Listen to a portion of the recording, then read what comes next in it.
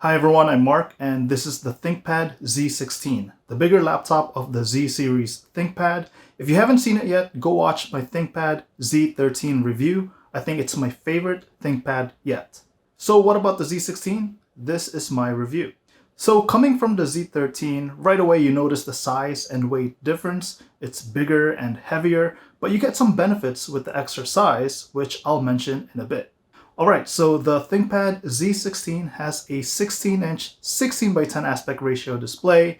This unit for review has the 1920 by 1200 resolution non-touch display, but there are other options like the 3840 by 2400 OLED display. Wish I got that one for review.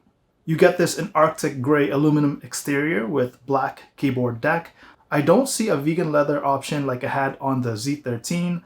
Looks wise, it's fine. It doesn't stand out from most other Windows laptops, but it feels sturdy and premium. And if you're new to ThinkPads, then you should know that ThinkPads are tested against military grade standards and quality checks to make sure they run in extreme conditions.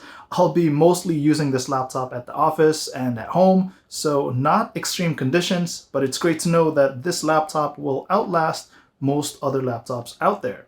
On top of the display is the communication bar with a full HD camera with Windows Hello Face Unlock. There's no physical shutter to cover the camera, but there's an e-shutter that turns off the camera with just a press of a key.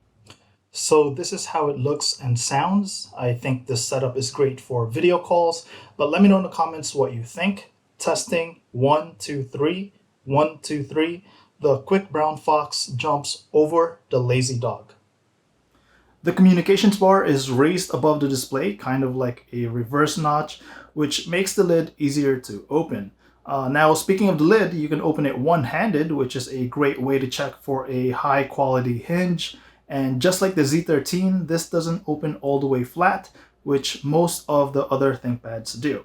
Now let's talk about the keyboard. If you're a previous ThinkPad user, then you'll notice that the control and function keys are now in the normal Windows laptop position. All other ThinkPads usually have this switched. Compared to the Z13, the keys feel more spaced out on the Z16. Typing on this feels fine, no complaints there. The key press also feels more soft compared to the Z13. Not necessarily better or worse, but there's definitely a difference.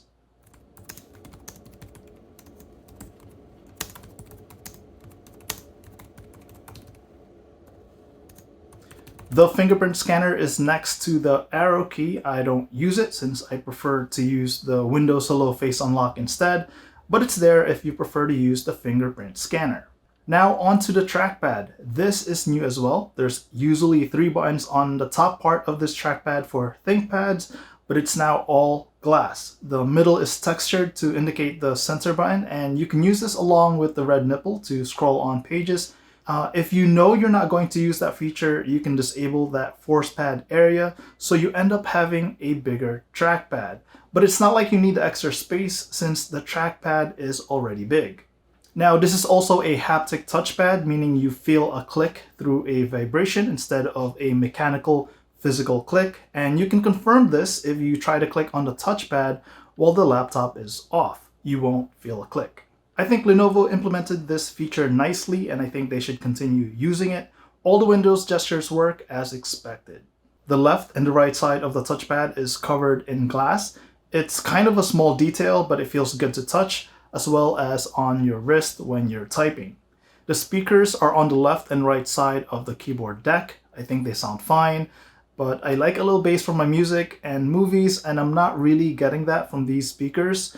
If you have high quality headphones, I'd stick to those. These are tuned by Dolby Atmos, and you can play around with the sound settings if you like. I normally keep this on the dynamic setting. The left side of the ThinkPad Z16 are 2 USB-C ports and an SD card reader.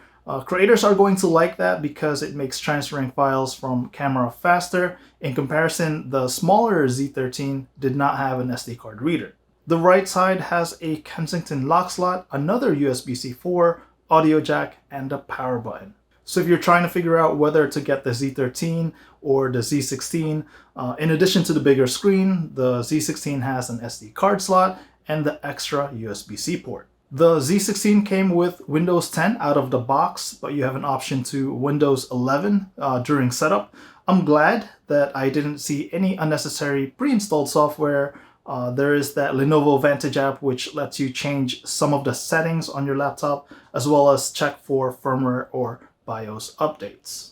For specifications, you can get up to AMD Ryzen 9 Pro. There's also an option to get dedicated graphics AMD Radeon RX 6500M. You can get up to 32 gigs of RAM, up to 2 terabytes SSD, and the 3 display options that I mentioned earlier. This review unit has the AMD Ryzen 7 Pro, integrated Radeon graphics, 16 gigs of RAM, 512 gigs of storage. Unfortunately, the RAM is soldered, so you won't be able to upgrade later on, but you can upgrade the storage if you like. This configuration is priced at about $2,200, but Lenovo usually has deals and coupons, so check their website for the latest pricing. So I've been using the Z16 for a couple of weeks now for work and personal use, and it's more than capable of handling my everyday tasks. I work in marketing, so I do a lot of emails on Outlook, word processing, spreadsheets, and lots of video calls. No issues with performance, even with 16 gigs of RAM. I also like to create videos for YouTube and Instagram, and this laptop also works fine with that. I can edit 4K videos without any problems. Timeline is smooth when editing with some B-rolls, transitions, and simple color grading. So an 8-minute 4K video for my Canon R6, which I'm shooting with right now, took just 6 minutes to render. That's actually really good, and I'm surprised because that performance is coming from the integrated Radeon graphics. That makes me wonder if I even need that optional dedicated graphics, or if I did, what the performance increase would be like. Of course, if you're planning to do some gaming, then yeah, you're probably better off going with the graphics upgrade. But if you have a limited budget, I would spend that money on more RAM instead. Now, I'm not a big fan of benchmarks since I prefer real-life usage and experience, but I know it's important to some people, so here are some of the benchmarks that I ran. Let me know if there are additional tests that you want to see.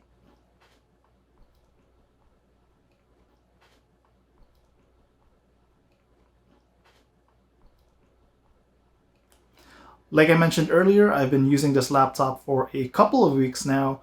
During my testing, I did experience some issues that you might want to look out for if you end up buying this laptop.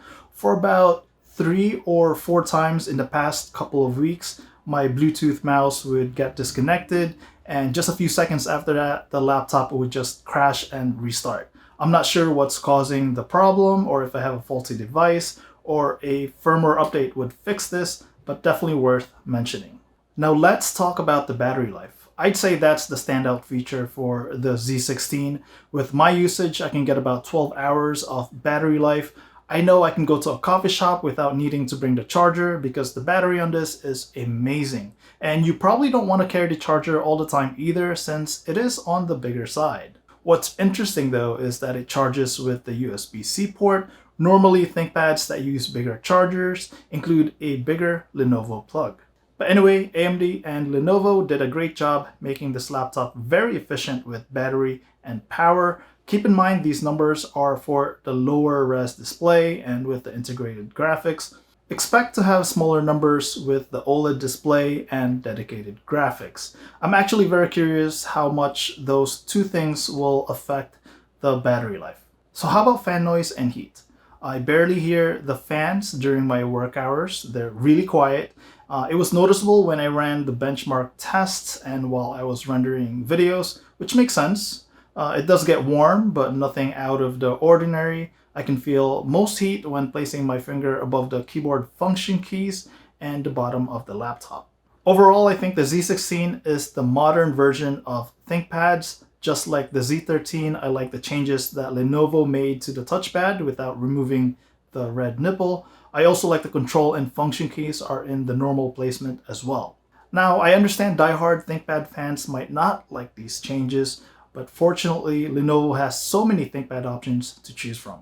To sum it up, the Z16 is a great choice if you prefer a big screen, need an SD card reader, and want long battery life. You also have options to add discrete graphics and an OLED display. I just wish the lid came with that vegan leather option because that looked great on the Z13. So that's my review of the Lenovo ThinkPad Z16. Let me know if you have any questions and I'll get back to you in the comments section below. I'm Mark. Thanks for watching. Out of all the times. Overall, I think the Z16 is the modern version of